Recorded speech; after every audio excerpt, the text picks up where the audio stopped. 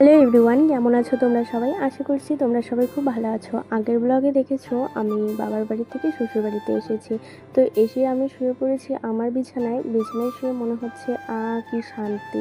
সত্যি নিজের বিছানা নিজের ঘর তো নিজেরই হয়, তাই না বলো? আমি যেহেতু প্রায় 9-10 দিন ছিলাম, তো বাড়িতে আসার পর দেখি আলনাটা আমার পুরো অগোছালো করে রেখেছে। আমার বর ঘরের মধ্যে ছিল। যাই হোক, ছেলে মানুষের গোছানো বা আমার শাশুড়ি হয়তো বুঝিয়েছে।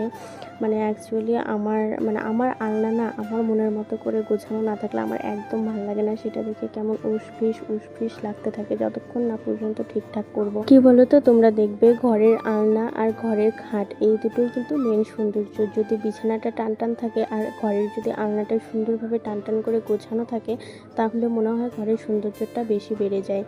তো তারপর আলনা গোছানো হয়ে যাওয়ার পর বালিশের কাভারগুলো আমি চেঞ্জ করছিলাম, কালকে ওগুলো ধুয়ে দেবো।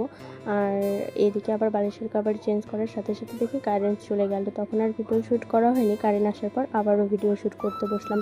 এদিকে দেখি একটা আমার খাটের উপর প্যাকেট, তো প্যাকেটটা খুলে দেখি আমার বর আমার জন্য একটা লেগিংস নিয়ে এসেছে। যাই হোক, সেটা আর তোমাদের সাথে শেয়ার করলাম না। সেটা হোয়াইট কালারের ছিল, তোমাদের দেখিয়ে দিলাম। রোজ কাজ ঝাড়াঝাড়ি করার পর রান্নাঘরে গেলাম চা করার জন্য। বাড়িতে শাশুড়ি মা আর আমরা দুজনই আছি, সেই জন্য মাত্র 2 কাপ চা করেছি।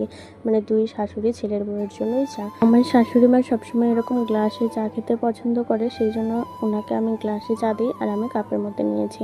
চাটা খাওয়া হয়ে যাওয়ার পর ভাবলাম বসে থেকে কি করব, চলো চায়ের বাসন কোসনগুলো একবারে ধুয়ে রাখি। চায়ের বাসন কোসনগুলো ধোয়ার পর আমি কিন্তু রাত্রেবেলা খাওয়া দাওয়ার আয়োজন করব। এর বেলা শাশুড়ি মাই রান্না করেছিল নিরামিষভাবে ডাল, তরকারি, আরও অনেক কিছু রান্না করেছিল। তো সেগুলোই ছিল, সেই কারণে আমাকে আর ভাত ঠাত করতে হবে না, রাত্রেবেলা শুধু রুটি করব। আর এদিকে দুধ গরম বসিয়ে দিয়ে আটা মাখতে শুরু করলাম আমি।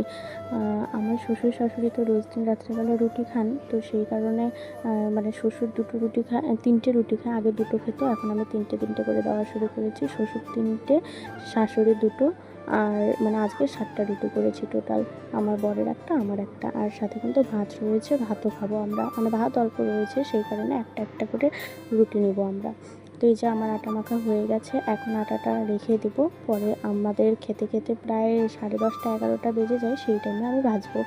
গরম গরম ভেজে গরম গরম খাই।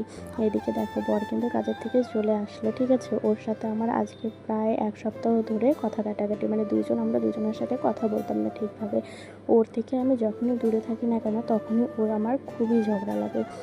সেটা আগের থেকে, যখন প্রেম করতাম সেই অবস্থাতেও যদি ওর সাথে আমার বেশি দিন দেখা না হতো, তাহলেই কেন জানি না ঝগড়া লেগে যেত।